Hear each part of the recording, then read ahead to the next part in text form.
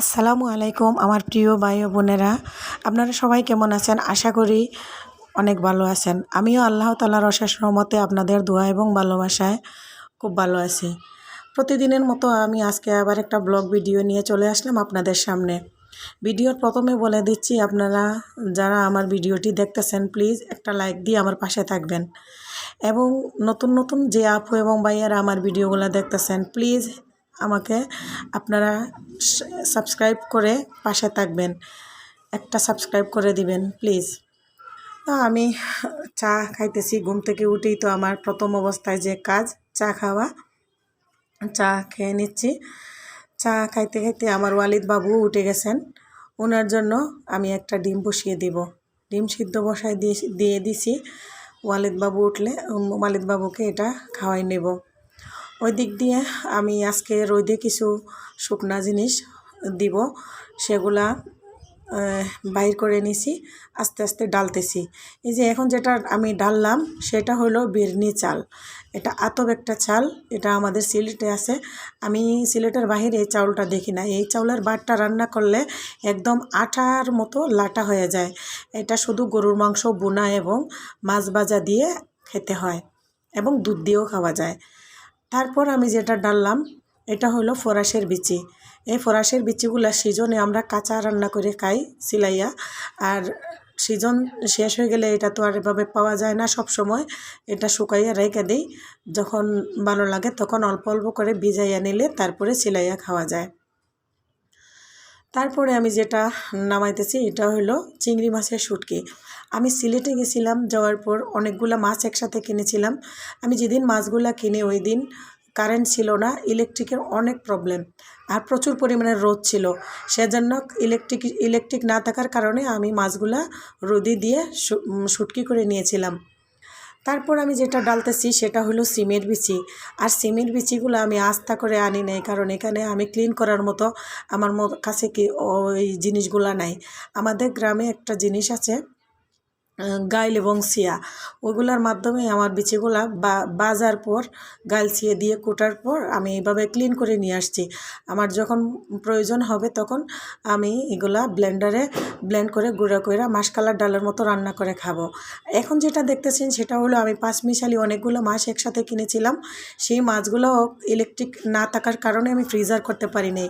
Freezer যেহেতু করতে পারি নাই, তাই আমি এতগুলো মাছ কী করবো, সেজন্য ওগুলোও আমি রোদে দিয়ে শুকিয়ে নিয়েছি।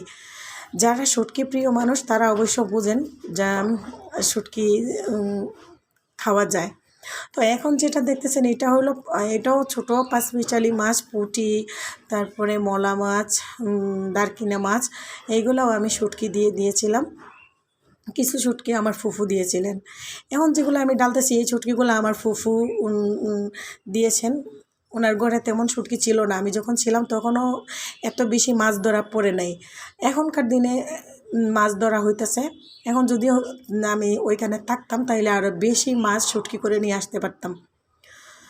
তো এগুলা আমি সব ডেলে নিয়েছি বয়াম থেকে, কন্টেনার থেকে। এখন একটু রোদে নিয়ে দিয়ে আসবো। ছাদে এসে দেখি, আমিও ছাদে আসা শেষ, রোদও চলে গেছে। রোদের যে অবস্থা, তো আপনাদেরকে ঘুরে ঘুরে একটু দেখাই। এই দেখেন একদম মেঘলা হয়ে গেছে। ঘরে থাকতে দেখলাম রোদ আছে, ছাদে আসে দেখি রোদ নাই। চতুর্দিকে মেঘলা ভাব, আবহাওয়াটা চেঞ্জ হয়ে গেল এক মুহূর্তেই। আল্লাহর যে লীলা বলা যায় না কখন কোন সময় কি হয়। তো যেহেতু ছাদে এসে রোদ নাই, আমি ফুল গাছে ওইখানে চলে গেছি, গিয়ে ফুলের উপর একটু আমার হাতটা বুলিয়ে দিচ্ছি। আমি ছাদে আসলে ফুল দেখলেই আমার ভালো লাগে, আর ফুলগুলোর উপর আমি এইভাবে প্রতিদিন হাত বুলিয়ে দেই। ছাদে থেকে চলে আসলাম, কিছু মেহেদির পাতা আমার ফ্রিজে রাখা ছিল, ফ্রিজের মেহেদি পাতাগুলো লাল হয়ে আসতেছে, সেজন্য ভাবলাম মেহেদিগুলোও ব্লেন্ডার করে নেই। তা আমি মেহেদিগুলো কীভাবে ব্লেন্ডার করতেছি দেখেন, কি সুন্দর আমার ব্লেন্ডারে মেহেদি পাতা একবারে পাটায় বাটার মতো ব্লেন্ডার হয়ে যায়। আমার মেহেদি ব্লেন্ডার করা শেষ। আমি বাটিতে, একটা স্টিলের বাটিতে ঢেলে নিচ্ছি, কারণ কাচের বাটিতে নিলে যদি লাল হয়ে যায়, তাই আমি স্টিলের বাটিতে নিলাম। দেখেন কি সুন্দর আমার মেহেদিগুলা সুন্দর করে বাটা হয়েছে। চামচের সাহায্যে আমি মেহেদিগুলা নামাই নিতেছি বাটিতে। এখন দেখি চামচের মাধ্যমে তেমন ভালোভাবে আমি নামাইতে পারতেছি না, তারপর আমি আমার হাতের সাহায্যে আমি মেহেদিগুলা বাটিতে ব্লেন্ডার থেকে নামাই নিলাম। দেখেন আমি আপনাদেরকে দেখে দিছি বাটিতে ডালার পর কত সুন্দর করে আমার মেহেদিগুলা ব্লেন্ড হয়েছে।